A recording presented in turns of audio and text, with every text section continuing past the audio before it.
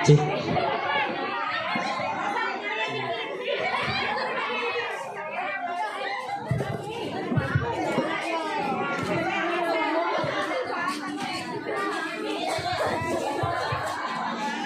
Cik.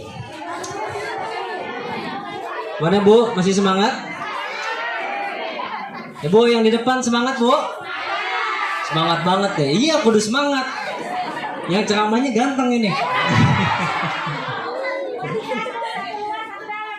Iya, yang tengah-tengah ini. Pas ya. Oke, sebelum kita mulai, karena masih semangat, biar makin semangat, kita awali dulu dengan sholawatan dulu. Mau nggak Bu? Mau nggak Bu? Ayo kita sama-sama sholawatan, biar kumpulnya kita pagi hari ini mendapatkan berkah dari Allah. Amin. Ayo dikeluarin suaranya. Ya Rabbi bil Mustafa balligh maqasidana waghfir lana ya wasi'al karami ya Rabbi bil Mustafa waghfir lana ma madha ya wasi'al karami huwal habibul ladzi turja syafa'atuhu likulli hawli minal ahwali muqtadi semuanya ya Rabbi bil Mustafa waghfir lana ma madha ya wasi'al karami. Assalamualaikum warahmatullahi wabarakatuh.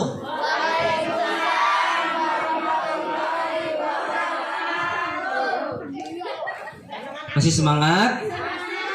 Kalau masih semangat jawab salamnya yang kompak dong. Tadi di sini doang rame, di depan belum.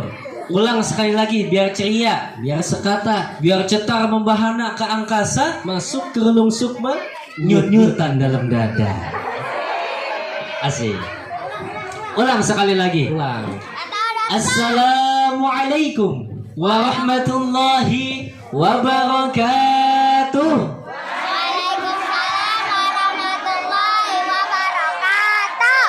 Masya Allah, ibu sampai ngikut juga begini.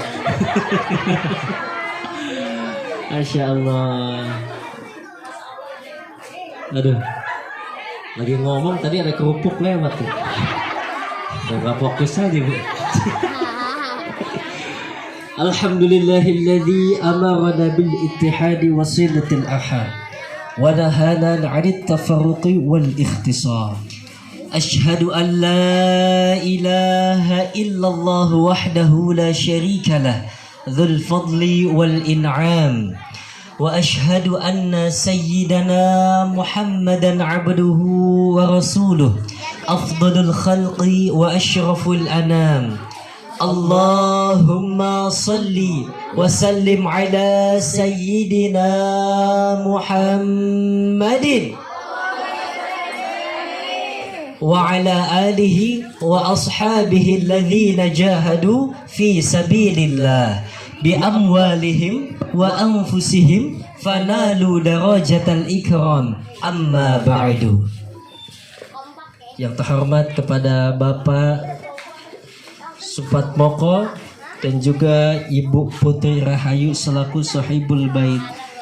Sama-sama kita doain mudah-mudahan beliau diberikan kesehatan oleh Allah Subhanahu wa taala. Amin. Panjang umurnya. Amin. Dan selalu diberkahi rumah tangganya. Amin. Dan juga yang sama-sama kami hormati para ibu-ibu semua majelis apa Bu namanya? Oh enggak aja. Tadi namanya katanya Macan, Gang Macan, Gang Macan ya. Mak-mak cantik katanya. Masya Allah. Gimana kabarnya Bu? Sehat? Sehat Bu? Alhamdulillah. Udah mari makan nggak apa-apa Bu? Iya, santai aja, santai aja. Makanya mah di sini Nggak usah ini Bu, nggak usah panggil Ustadz ya. Nggak usah panggil Ustadz, panggil aja AA ya. Panggil AA. Atau kalau mau panggil AA ganteng saya juga nggak apa-apa Bu. Ini semua ibu-ibu udah kenal sama kita berdua. Alhamdulillah. Kenal di mana Bu? Di Indonesia. Gantengan di TV apa aslinya? Aduh. Alhamdulillah. Kemarin Bu, waktu aksi 2019 itu kita dapat juara 3. Aksi 2020 beraksi di rumah saja mendapat juara 3 juga. Nah kemarin aksi 2021 nih, aksi tingkat Asia. Waktu itu ada 5 negara tuh. Kita perwakilan dari Indonesia alhamdulillah mendapatkan juara 1. Alhamdulillah. Ini gak lepas juga dari doa-doa ibu-ibu semua. Doain mudah-mudahan kedepannya Donidion tambah berkah. Amin. Ya di sini masya Allah ya, di sini saya kenal nih sama ibu nih. Kemarin ngisi di VGH ibu ya. Iya alhamdulillah bisa hadir lagi. Ya semoga kita semua yang kumpul di sini senantiasa diberikan kesehatan dan panjang umur. Amin. Ya Rabbal Alamin. Ibu yang di depan masih semangat Bu? Ibu masih semangat? Kalau masih semangat, nanti Donidion mau sapa, Donidion bilang salam takwa, semua kompak jawabnya Berkah, berkah, berkah. Boleh Bu? Ayo coba. Salam takwa. Alhamdulillah. Barusan ada yang berbisik begini, emak-emak. Itu kok Donidion kok cadel sih gitu katanya. Oh, iya. No, pada tawa aja tuh. Oh, iya.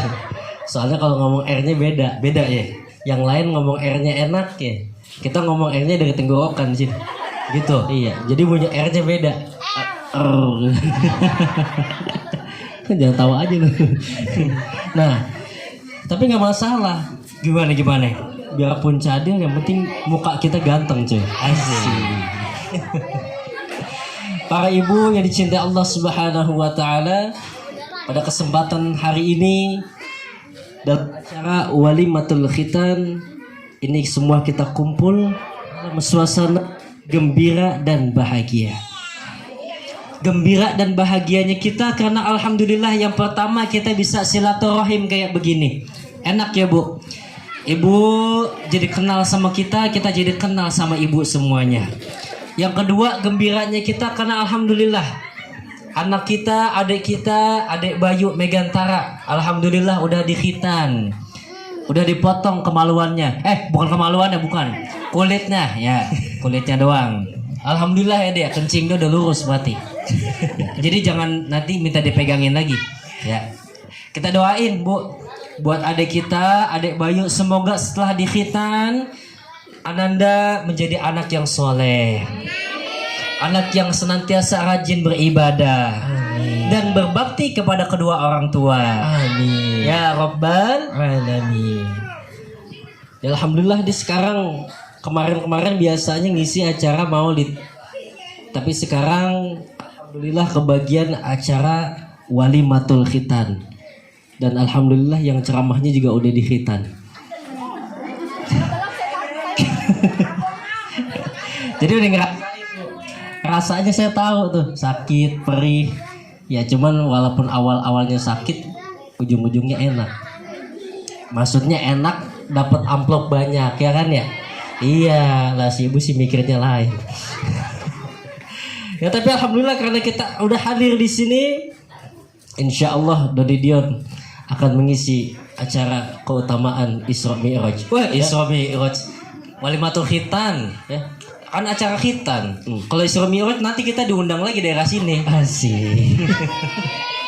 Oh, amin. Para ibu yang dicintai Allah Subhanahu wa taala, mungkin sebagian dari kita masih banyak yang belum tahu tentang seluk-beluk khitan.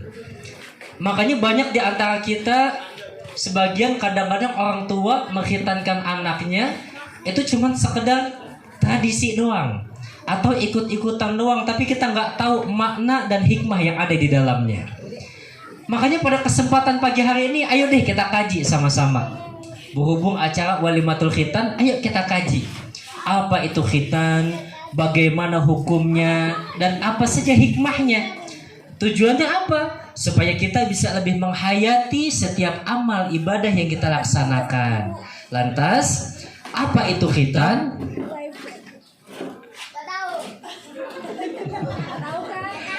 Khitan secara bahasa diambil dari bahasa Arab. Khotana.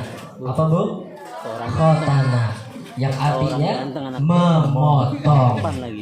Sedangkan secara istilah khitan adalah membuka atau memotong kulit yang menutupi ujung kemaluan. Jadi kulit pada ujung kemaluan yang dipotong. Dulu waktu kita masih kecil mikirnya semuanya bu, karena masih kecil kagak tahu. Tapi ternyata hanya ujung kemaluannya saja, kulitnya. Tujuannya apa? Supaya bersih dari najis, supaya air kencingnya nggak nempel di situ.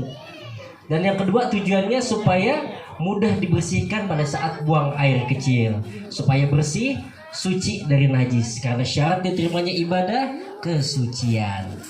Alhamdulillah. Berarti udah paham ya bu ya? Udah paham bu? Udah paham? Karena sudah paham jadi cukup sekian yang bisa ini.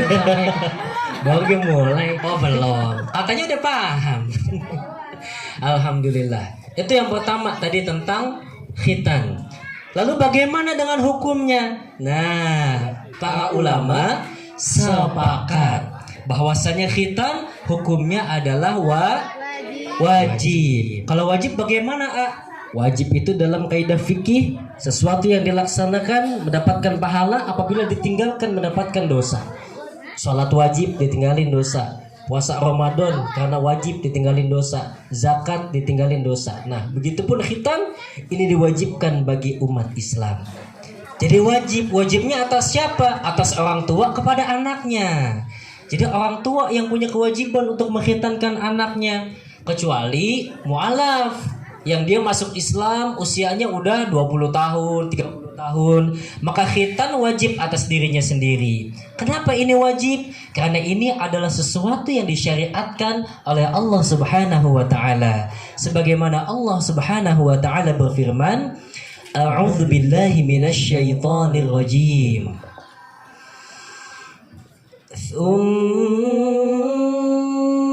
auhayna ilaika an tabi' millata Ibrahim hanifa wa ma kana minal musyrikin.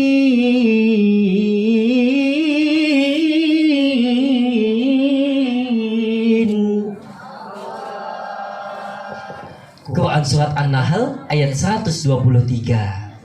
Jadi dari ayat ini Allah Subhanahu wa taala memerintahkan Nabi Muhammad sallallahu alaihi wasallam untuk mengikuti syariat Nabi Ibrahim. Nah, jadi pada umumnya memang Nabi Muhammad ini meneruskan ajaran Nabi Ibrahim. Apa aja tuh syariat Nabi Ibrahim? Haji, kurban. Nah, nih sekarang khitan. Meskipun Nabi kita, Nabi Muhammad sallallahu alaihi wasallam manusia yang mulia, Bu, beliau lahir sudah dalam keadaan dikhitan beliau.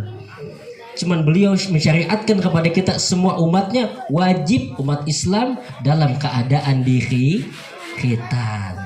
Karena pada sejarahnya, Bu, memang laki-laki pertama yang dikhitan adalah Nabi Ibrahim alaihissalam. Siapa, Bu? Nabi Ibrahim yang pertama kali dikhitan. Sebagaimana Rasul sallallahu alaihi wasallam bersabda dalam hadis riwayat Bukhari, "Ikhtatana Ibrahim alaihi salam wa huwa ibnu 80 sana bil qaddum." Nabi Ibrahim alaihi salam mengkhitankan dirinya sendiri pada usia 80 tahun dengan menggunakan kampak. Ih, ngeri amat. Ngeri banget, Bu. Nah, coba bayangin. Ya, pakai kampak, Bu. Jangankan yang anunya kecil, yang anunya gede pakai kampak juga habis semua. Ini mah bukan anu yang ono, bukan, Bu. Ya ini mah di sini semua udah pada dewasa, udah pada paham. Gak mesti dijelasin. Udah pada paham. Gak mesti dijelasin. Udah pada paham. Waduh. Nah, jadi harus bersyukur. Sekarang harus bersyukur, Bu. Ada adik, nih adik harus bersyukur. Zaman sekarang orang di Hitan udah pada canggih alatnya, Bu. Teknologi udah pada canggih. Udah ada laser, ada gunting. Orang di Hitan sekarang itu di bius dulu kagak sakit rasanya, Bu. Coba kalau zaman sekarang sampai sekarang nih, orang di Hitan masih pakai kampak. Ya Allah, tuh orang mau di Hitan udah pada kabur duluan. Orang yang mau Allah mau masuk Islam tahu mau disunat pakainya kampak agak jadi masuk Islam tuh. Jadi harus bersyukur. Kemudian Nabi Ibrahim alaihissalam melanjutkan syariat khitan yang sudah Allah perintahkan kepada kedua putranya, yaitu Nabi Ishak alaihissalam dan Nabi Ismail alaihissalam. Nabi Ishak dikhitan pada usia 7 hari setelah kelahirannya, dan Nabi Ismail dikhitan pada saat usia akil balik, yaitu 13 tahun. Dan syariat khitan ini terus berlanjut dilaksanakan oleh nabi-nabi setelah Nabi Ibrahim sampai pada masa bangsa Arab setelah Nabi Muhammad SAW dilahirkan. Para ibu yang cinta Allah Subhanahu wa taala, jadi kurang lebih begitu sejarahnya. Sekarang timbul pertanyaan nih. Bingung kita, zaman udah modern, ada fikih kontemporer. Pertanyaan, kira-kira sejak usia kapan seorang anak itu harus dikhitan? Memang tidak ada ketentuan yang khusus secara khusus baik dari nas baik dari Al-Quran maupun As-Sunnah, tidak ada yang mengkhususkan kapan anak dikhitan. Misalkan usia segini harus dikhitan, nggak ada. Karena Rasulullah sendiri, Bu, dalam hadis riwayat Hakim dan Baihaqi, khatanal Hasana wal Husaina yauma sab'in min wiladatihima. Rasulullah menghitankan kedua cucunya Sayyidina Hasan dan Sayyidina Husain pada saat usia 7 hari dari kelahirannya. Jadi nggak ada ketentuan khusus. Mau berapa tahun juga nggak ada ketentuan khususnya. Tapi pada umumnya doang ini mah terserah mau dilaksanain apa kagak. Umumnya seorang anak dikhitan pada saat usia 7 tahun. Kenapa? Karena ini dihubungkan dengan dianjurkannya seorang anak melaksanakan ibadah sholat pada saat usia 7 tahun. Karena sebagaimana Rasul pernah bersabda dalam hadis riwayat Ibnu Majah, muru auladakum bis-sholati wa hum abna'u sab'i sinin. Suruhlah anak-anak kamu sholat pada saat usia 7 tahun. Wadribuhum 'alaiha wa hum abna'u 10 sinin. Dan pukullah dia kalau kagak mau sholat pada saat usia 10 tahun. Nah, jadi nggak ada ketentuan khusus. Tadi Ade Bayu kata ibu umur berapa, Bu? 9 tahun. Kalau kita apa? 10 tahun. 10 tahun. Kelas 5 saya, Bu. Kelas 5. Iya. Nah, Ade Bayu kelas 4 ya? Kelas 4. Iya. Nah, jadi nggak ada ketentuan khusus mesti berapanya. Ada yang lebih dari 10 tahun. Tadi Nabi Ismail 13 tahun pas akil balik, atau boleh lebih dari itu. 14 tahun ya? Iya. Nah, iya, alhamdulillah. Cuman jangan kelamaan juga. Kalau kelamaan bahaya, Bu. Jadi memang syariat khitan ini kenapa nih? Ayam. Entar dulu. Ayamnya udah ada, nasinya belum ada kan? Jadi khitan ini, Bu, kita dianjurkan kepada anak-anak itu dikhitan pada saat usianya belum balik, masih kecil. Kenapa seperti itu? Karena kita berharap ketika nanti tuh anak begitu sudah balik, dia bisa melaksanakan ibadah dengan sempurna, terutama sholat. Laki-laki balik ditandai dengan keluarnya sperma, mimpi basah. Biasanya tuh usia 13 tahun ke atas. Perempuan ditandai dengan menstruasi. Coba, Bu, kalau seandainya anak-anak kita pada usia balik belum dikhitan, lalu dia udah masuk kewajiban sendiri buat sholat, tuh anak tiap ngerjain sholat nggak sah sholatnya. Kenapa? Karena masih ada najis di kemaluannya, masih ada kuluf, kulit yang di ujung itu namanya kuluf. Masih ada di situ, setiap buang air kecil masih nempel najisnya di situ. Jadi nggak sah. Makanya seorang anak dikhitan pada saat usianya masih kecil. Tapi tadi Nabi Ibrahim dikhitan usia 80 tahun. Kalau tahu begitu mending gue khitannya sekarang aja. Jangan begitu. Ini orang kalau ustadz lagi ngejelasin tidur begini. Begini coy. Kenapa Nabi Ibrahim dikhitan pada saat usia 80 tahun? Kenapa nggak pas kecil? Kenapa nggak pas lagi 20 atau 30 tahun? Ya karena memang wahyunya turun pada saat usia beliau segitu. Syariat dikhitannya itu turun pada saat beliau Nabi Ibrahim usia 80 tahun. Dan Nabi Ibrahim langsung melaksanakan syariat khitan itu. Kalau turunnya pas masih kecil mungkin langsung dilaksanain. Turunnya 20 tahun langsung dilaksanain. Tapi pada saat usia 80 tahun itu baru turun. Makanya Nabi Ibrahim dikhitan pada saat usia 80 tahun. Nah, syariat ini diterusin sama Nabi Muhammad sebagai pewaris para nabi. Makanya kita sebagai umatnya dari kecil wajib dikhitan. Gitu, kecuali mu'alaf. Mu'alaf baru masuk Islam umur 20, 30, 40 baru masuk Islam wajib langsung dikhitan. Gitu. Kalau ente 80 tahun baru dikhitan, udah alat. Alat ya, kayak kerupuk apa? Kerupuk kulit. Ya. Yeah. Kulitnya malah ini. Aduh. Lalu pertanyaan yang kedua apa? Tadi yang pertama udah kejawab ya, Bu. Jadi nggak ada ketentuan khusus usia berapanya. Lalu pertanyaan yang kedua, apakah kewajiban khitan ini hanya dilaksanakan buat laki-laki doang? Perempuan enggak. Gimana tuh? Menurut mazhab Syafi'i, sebagaimana nih kita di Indonesia mayoritas kita mengikuti mazhab Syafi'i. Menurut mazhab Syafi'i, yang diharuskan untuk khitan itu perempuan juga sama. Jadi bukan hanya laki-laki, perempuan juga sama harus dikhitan. Hanya saja cara dan prosesnya lebih gampang perempuan mah. Nah, kalau saya mah dulu nggak tahu, Bu. Saya dulu nanya sama ibu saya, "Mah, kalau cewek disunat juga apa enggak?" Kata mama saya, disunat. Nah, saya pikir punya cewek sama kayak punya cowok. Jadi dipotong sampai habis. Saya pikir begitu, Bu. Nah, saya udah makin tahu nih, oh ternyata beda bentuknya gitu. Nah, udah lihat. Dulu pas masih SMA saya belajar biologi, jadi ngelihat, Bu. Iya, ngelihat itunya, ya, ngelihat fotonya, foto kartunnya, Bu. Iya. Jadi begitu, memang tapi cara dan prosesnya lebih gampang. Itu caranya, saya gimana ngomong ya? Ya, to the point aja nih. Caranya hanya menyayat kulit bagian atas dari vulva. Nah, udah begitu aja dah. Udah pada paham ya. Jadi seperti itu. Hanya sederhana. Nah, makanya karena caranya sederhana, perempuan biasanya dikhitan, disunat lebih cepat dari laki-laki. Hanya beberapa hari setelah kelahiran atau beberapa minggu saja. Dan juga nggak ada acara-acara syukuran kayak begini kalau perempuan.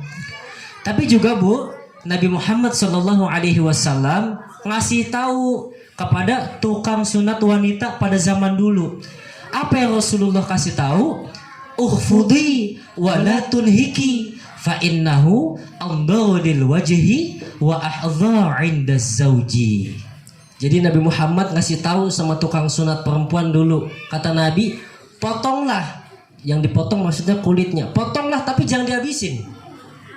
Karena hal itu bisa mencerahkan wajah dan lebih disenangi oleh suami. Kenapa, Bu? Girang amat. Iya, Bu. Nah, kenapa Rasulullah mengatakan ukhfudi wala tunhiki? Potonglah, tapi jangan dihabiskan. Ini mah maaf ya, kita mau udah sama-sama dewasa. Ini secara medis maupun secara agama. Mohon maaf, perempuan, Bu. Perempuan kalau nggak dikhitan itu nafsunya besar. Tawa lagi aja ya. Iya benar, Bu. Perempuan kalau nggak dikhitan nafsunya syahwatnya besar. Kayak orang-orang barat, orang-orang bule, Bu. Mau syahwat di luar apa syahwat di ranjang itu besar. Jadi nggak terkontrol itu. Bahaya, itu bisa menurunkan harga diri wanita. Tapi kalau seandainya dipotong, dihabisin, jadi kagak ada nafsunya. Jadi diem aja udah. Lah kasihan Bu, bapak meminta jatah agak kasih-kasih. Iya tuh. Iya. Nah makanya Rasul pesan begitu, ukhfubi wala tunhiki. Potonglah tapi jangan dihabiskan. Kenapa begitu?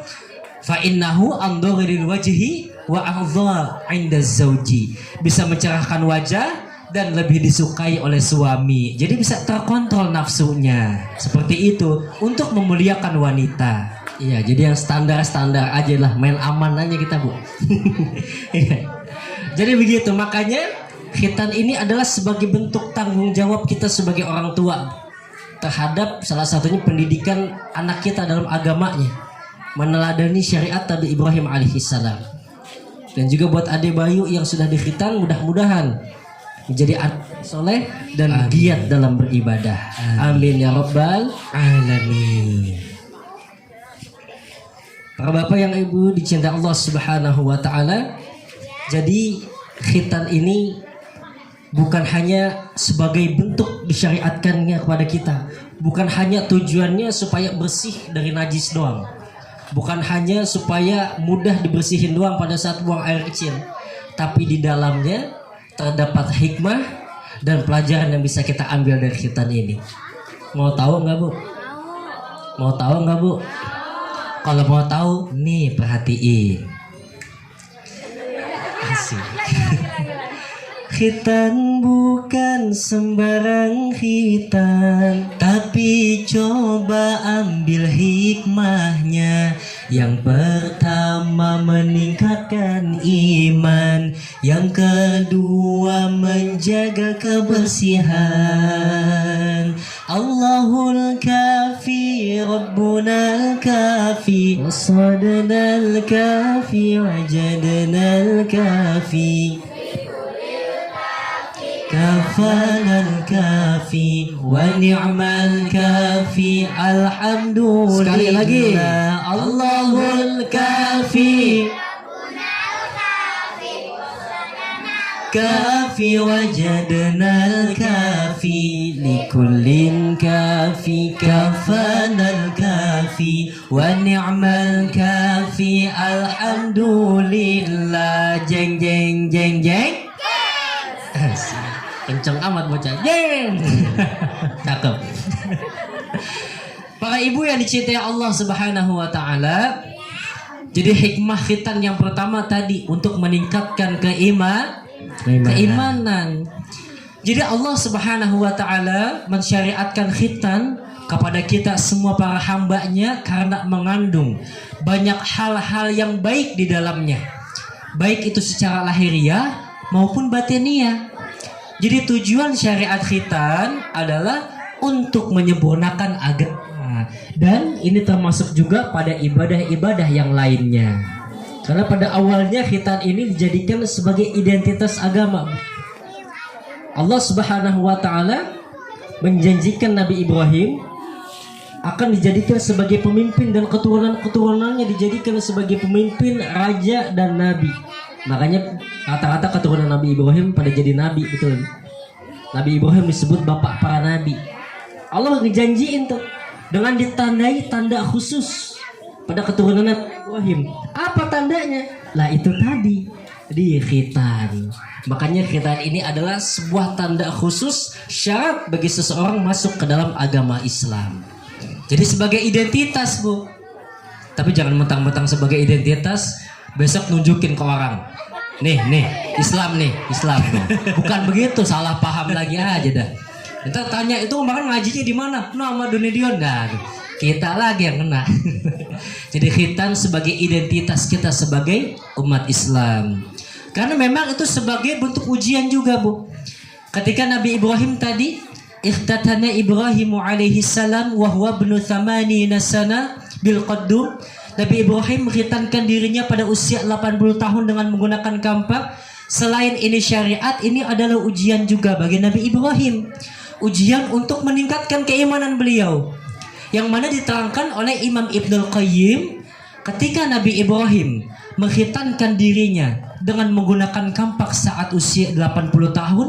Ini ternyata terjadi penyakit yang agak parah, sehingga saat itu Nabi Ibrahim berdoa, kepada Allah, meminta kesembuhan. Meminta kesembuhan kepada Allah, lalu Allah jawab doanya Nabi Ibrahim. Kata Allah apa? Ya Ibrahim, sesungguhnya kamu terlalu cepat-cepat melaksanakan perintah kami.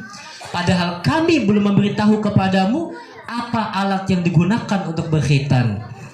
Apa jawaban yang luar biasa dari Nabi Ibrahim?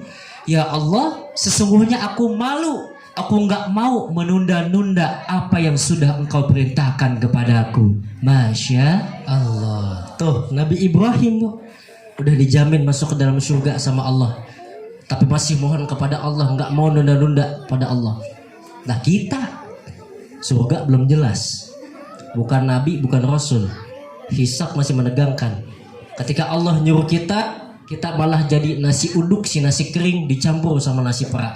Dengar beduknya sering, tapi banyak yang pura-pura. Betul apa betul? Tuh, meningkatkan iman kita. Luar biasa. Lalu yang kedua apa lagi? Yang kedua, menjaga kebersihan kita. Menjaga kebersihan, kalau tadi yang pertama meningkatkan iman baik lahiriah maupun batiniah. Yang kedua, khitan hikmahnya adalah menjaga kebersihan, khususnya kebersihan jasmani sesuai dengan fitrahnya. Sebagaimana Rasul Shallallahu Alaihi Wasallam bersabda, al-fitratu khamsun, al-khitanu wal istihdadu wa tanful ibti wa taqlimul adfar wa qassus syarib. Fitrah itu ada 5. Fitrah apa? Kesucian. Kata Nabi Shallallahu Alaihi Wasallam ada 5. Yang pertama khitan. Yang kedua, maaf, mencukur bulu kemaluan. Yang ketiga, mencukur bulu ketiak. Yang keempat, menggunting kuku. Dan yang kelima, memotong kumis. Hadis riwayat Bukhari. Jadi dari hadis ini kita bisa ngelihat tuh, khitan ada di urutan yang pertama sebagai fitrah badan, kesucian badan. Makanya ini syariat yang luar biasa yang diajarkan Nabi Ibrahim dan kemudian diikuti oleh Nabi Muhammad. Syariat yang tepat dalam pendidikan seorang anak. Menjaga apa? Menjaga kebersihan sejak dini. Aji. Nah, itu tadi ya semuanya. Udah jelas ya Bu ya? Jelas. Nah, lalu bagaimana sekarang bagi anak yang udah dikhitan? Cara membersihkan kemaluannya ini penting Bu. Kadang-kadang mohon maaf, orang tua malu buat nyampein ke anaknya. Padahal sebenarnya ini penting Bu. Ini hal-hal kayak begini ini sangat penting. Karena apa? Rasulullah dalam satu hadis yang sahih pernah berjalan bersama sahabat melewati pemakaman. Beliau mengatakan, si fulan yang ada di makam ini dia disiksa lantaran setiap buang air kecil dia nggak pernah cebok. Atau dia cebok tapi ceboknya nggak benar, nggak bersih sehingga masih menempel najis di dalamnya. Lalu bagaimana buat laki-laki dan juga perempuan membersihkannya? Nah, ini buat laki-laki nih, terkhusus adik Bayu, udah dikhitan nih, ya kan? Maka kencingnya harus diperhatiin. Sunnahnya bagaimana? Sunnahnya jongkok. Jadi yang kencing jongkok bukan cuma perempuan doang, laki-laki sunnahnya jongkok kencing. Iya. Kayak gimana jongkoknya? Lo nyuruh-nyuruh gua lu. Lah kan kita kan nanti amplop bagi 2. Iya. Kurang lebih ya diajarkan begini Bu. Ya. Terserah nih mau ininya di atas atau sebelah kanan di atas boleh. Iya. Itu untuk laki-laki. Jadi supaya ininya tuh kering, keluar semua air kencingnya. Kadang-kadang kan begitu kencing nggak keluar semua ya Bu.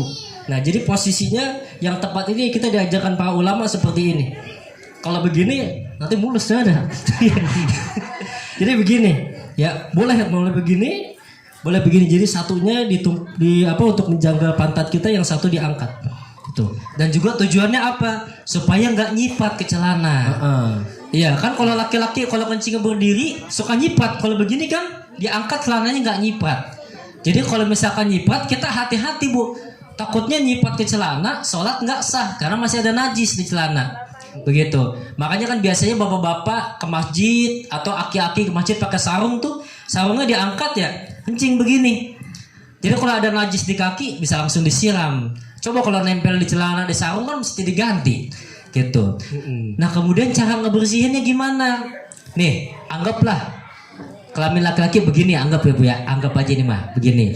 Kencing kayak tadi jongkok nih begini, dihabiskan. Sunnahnya itu dibatukin. Ini buat perempuan juga sama, dibatuk. Biar Ngedaham. nah, daham. Cuman dahamnya ini pakai perut ya. Jangan bukan pakai dada. Bukan gitu, tapi perutnya yang ditekan di sini. Gitu kan, kayak dikedenin gitu supaya keluar semua. Gitu. Iya, tapi juga jangan kenceng-kenceng. Ya. Kalau kenceng-kenceng nanti pada kaget juga. Gitu. Kaget tuh. Kaget kan. Gitu. Didahemin, terus juga diurut. Buat laki-laki itu diurut.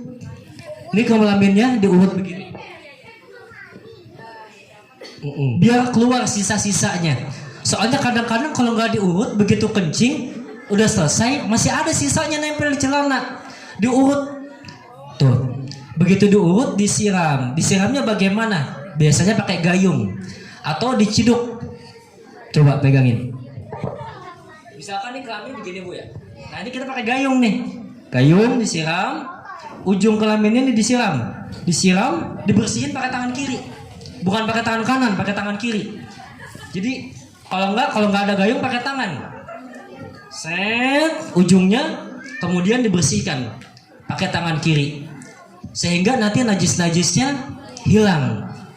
Jadi bersih dan kita nggak merasa nanti. Buat perempuan bagaimana? Buat perempuan, aduh, kayaknya ente yang lebih pengalaman sih. Buat perempuan juga sama. Sebagian besar tadi sama, daham juga. Tapi ini mohon maaf ya, sama. Ketika dibersihkan juga pakai tangan kiri. Pakai tangan kiri dan mohon maaf, memang ini fikih begini ya Bu. Tangannya, jarinya agak sedikit dimasukin ke dalam. Jadi bukan di bagian luarnya doang Bu.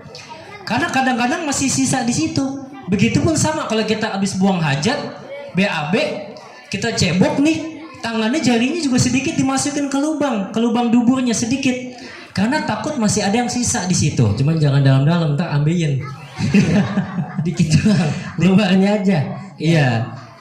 Jadi begitu buang air kecil, ya, yang perempuan, yang ibu-ibu, tangannya pakai tangan kiri dibersihkan, agak sedikit dimasukkan jarinya ke dalam. Takut di dalamnya masih ada sisa-sisa air kencing. Begitu. Sehingga kalau sudah demikian, kita sudah yakin, nggak boleh ragu. Sudah yakin, udah baru pakai celana, ambil wudhu, baru sholat. Memang fikih agama Islam ini luar biasa Bu. Sampai tata cara kencing aja diajarin. Karena ini penting. Kalau kencingnya, ceboknya nggak benar, wudhunya nggak sah. Wudhunya nggak sah, sholatnya juga nggak sah. Paham sampai sini? Paham sampai sini Bu? Alhamdulillah. Salatullah salamullah ala taha rasulillah. Salatullah salamullah ala yasin habibillah. Tawassalna bismillah wa bil hadi rasulillah wa kulli mujahidin lillah bi ahlil badri ya Allah. Jeng jeng jeng jeng. Nah. Dah, luar biasa. Jadi kita paham nih Bu. Ini hal yang kayak gini, hal yang tabu kadang-kadang. Orang tua mau ngasih tahu anaknya bingung, padahal ini buat anaknya sampai dewasa biar paham. Cuman kadang-kadang bingung ngasih taunya. Nah, jangan bingung lagi Bu.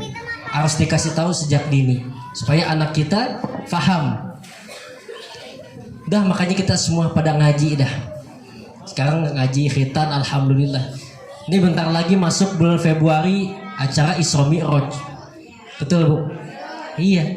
Makanya pada ngaji kita semua biar pada paham. Isra Mi'raj biasanya ngejelasin tentang sholat tuh. Iya. Ngaji kita yang tuanya ngaji, yang mudanya juga ngaji. Semuanya kompak. Sebab kalau kita lihat kadang-kadang yang demen ngaji emak-emak doang. Anak mudanya sedikit. Iya. Luar biasa. Makanya anak-anak muda kalau suruh ngaji susah Bu. Tempat saya juga susah. Lo kenapa kagak mau ngaji? Ah kagak ah, mama mulu. Bu balsem bener. Mama pakai balsem bu? Oh enggak. Pakai fresh care biasanya. Fresh care. Iya. Ngaji nuntut ilmu kan kata Nabi, thalabul ilmi fardhatun ala kulli muslim. Nuntut ilmu wajib hukumnya bagi kita umat Islam. Karena ilmu adalah sumber yang utama Untuk melakukan hal yang berguna bagi agama, nusa, dan bangsa. apalagi ilmu agama, Yang bisa memasukkan kita ke dalam surga, juga ilmu dunia. yang bisa mengharumkan nama bangsa.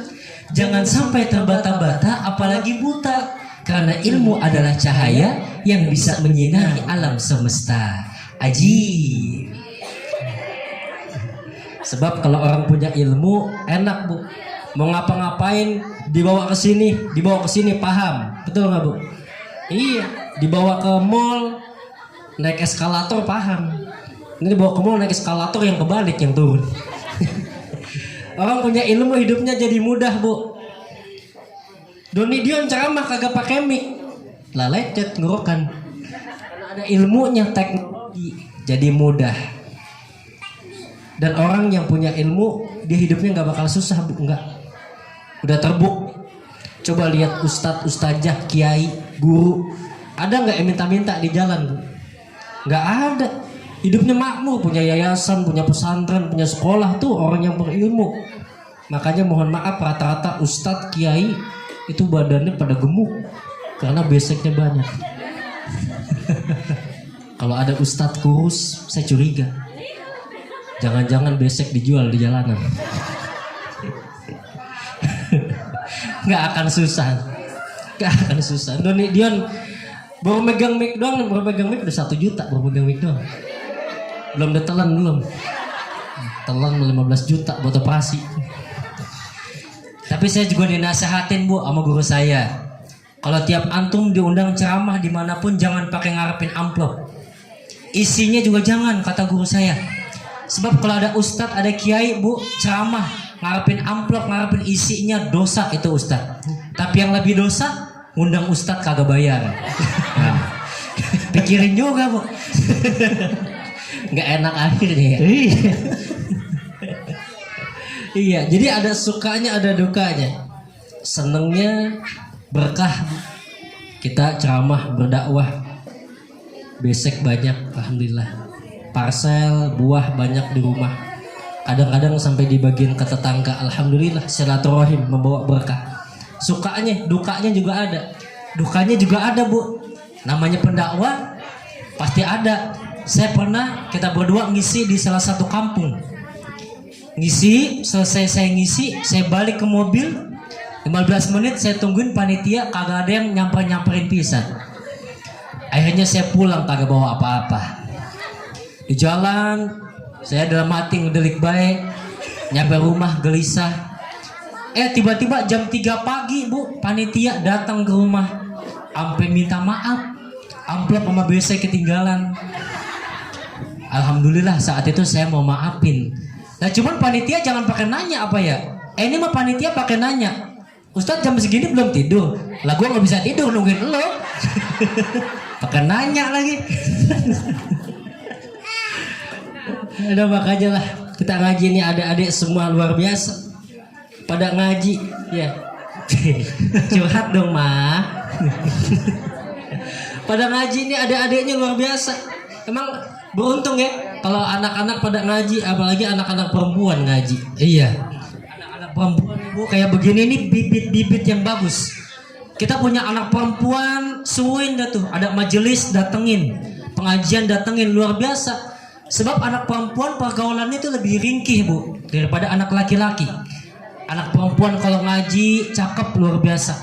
Begitu besok anak perempuan mau dipegang sama cowok, subhanallah. Dosa abang, mau dicolek-colek ke nggak boleh abang, itu haram tuh nolak bu. Coba anak cewek yang kagak ngaji, yang kagak hadir di majelis, begitu dia pegang sama cowok, pegang abang mau pegang yang mana? Iya. Malah milih. Aduh.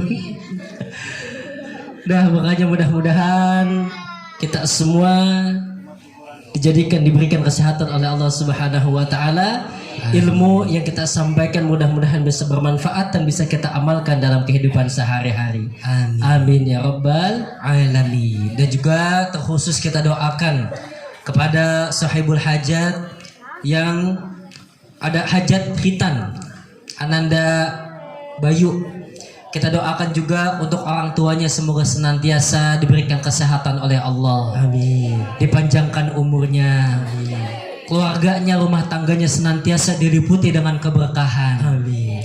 Dan Ananda Bayu juga senantiasa diberikan kesehatan. Amin. Bisa menjadi anak yang soleh, anak yang berbakti kepada kedua orang tua, anak yang berguna bagi nusa, bangsa dan agama. Amin. Dan kita semua yang mengaminkan di sini mendapatkan bagian yang sama. Amin. Ya Rabbal Alamin. Para ibu yang dicintai Allah Subhanahu wa taala, sebelum ditutup, kami mohon maaf kepada semua yang hadir di acara ini.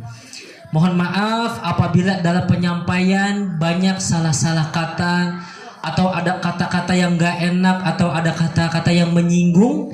Kami mohon dibukakan pintu maaf yang sebesar-besarnya. Maafin ya Bu. Maafin ya Bu. Benar. Please jangan ada dusta di antara kita. Kenapa Bu? Oh, Doni yang sebelah kanan. Iya, Emang posisinya selalu begini Bu. pasti. Doni, Dion, Iya. selalu sebelah kanan. Soalnya kalau ditukar begini nggak enak. Iya Bu. Jadi kayak buat ngomong posisi begininya tuh nggak enak gitu. Jadi emang udah sesuai. Nggak sesuai. Udah, makanya balik lagi. Lah, balik lagi. Ya, jadi saya sama Dion ini sekarang umur 22 tahun. Kelahiran 99. Dan bedanya 3 menit, Bu. Jadi, waduh, apa tuh? Wah, jangan sampai tumpap. Bakso enak banget itu. Saya beda 3 menit doang sama dia. Jadi kakaknya Doni. Iya. Jadi saya keluar duluan, dia di dalam nendang-nendang saya. Cuman katanya mau ada yang bilang katanya kalau anak kembar biasanya yang duluan adenya katanya, yang belakang kakaknya. Cuman kita ya ikutin keumuman, ikutin secara medis, yang keluar tetap kakaknya, yang keluar duluan, yang belakangan adenya. Beda 3 menit. Nah biasanya cara bedainnya tuh gini Bu, kalau Doni pipinya lebih cabi, no, pipinya lebih lebar dia. Nah kalau saya lebih tirus tapi saya lebih tinggi dikit dari Doni. Begitu. Jadi dia ke samping, saya ke atas. Waduh. Iya, ini sebenarnya perut agak maju, Bu, cuma saya tahan aja. Biar kelihatan keren aja.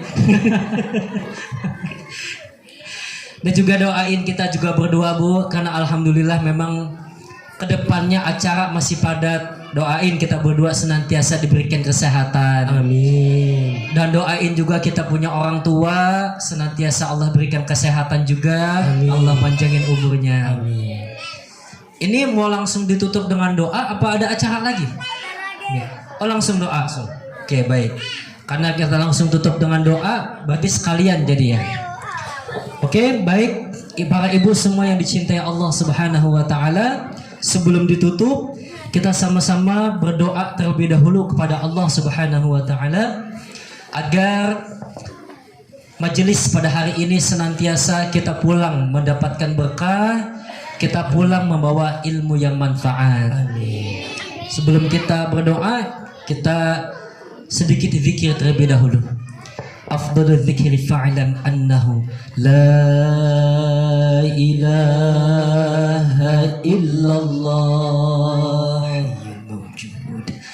La ilaha illallah ma'bud.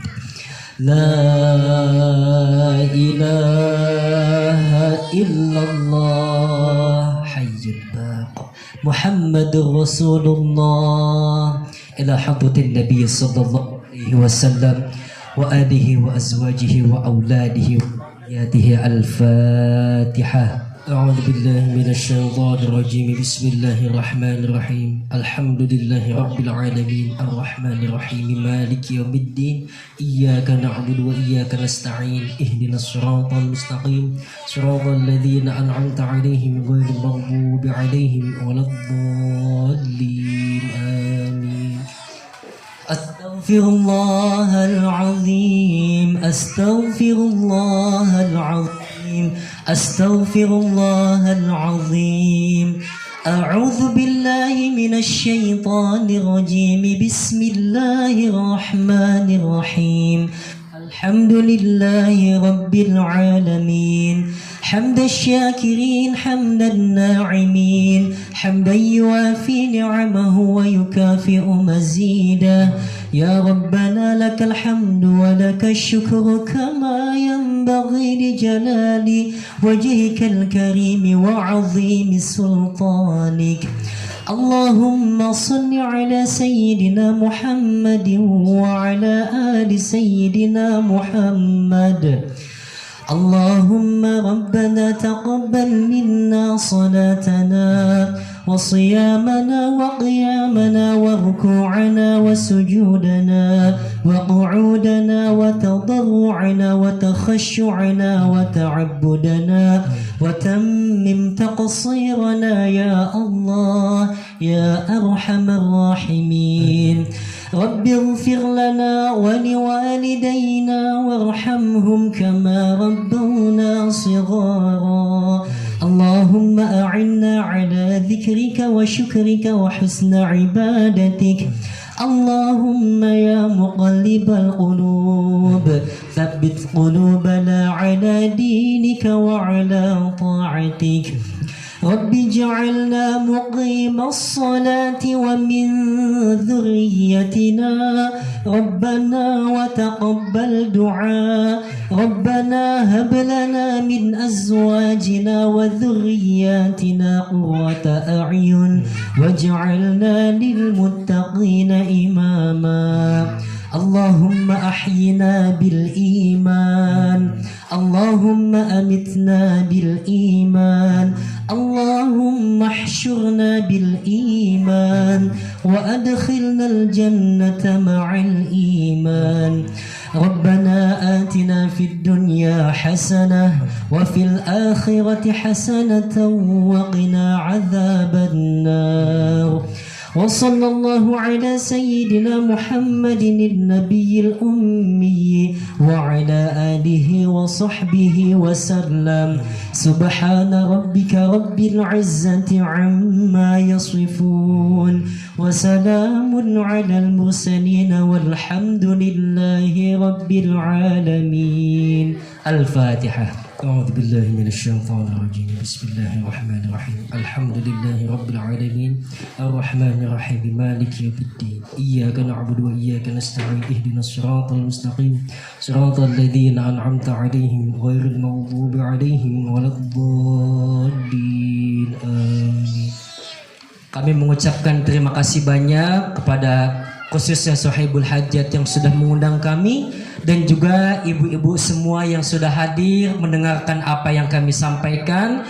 Mudah-mudahan apa yang disampaikan membawa manfaat khususnya buat kami berdua dan umumnya buat ibu dan bapak semuanya. Amin ya rabbal alamin. Mudah-mudahan kalau masih dikasih umur dan kesempatan kita akan berjumpa lagi insya Allah.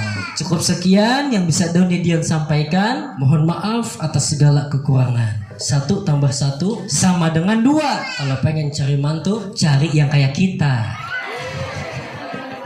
2 tambah 2 sama dengan 4. Kalau punya mantu bisa baca doa, pulangnya pasti bawa berkat.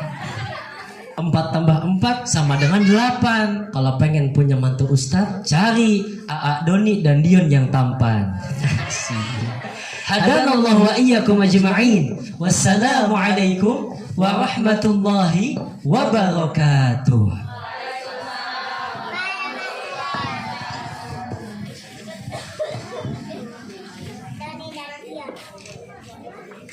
Dari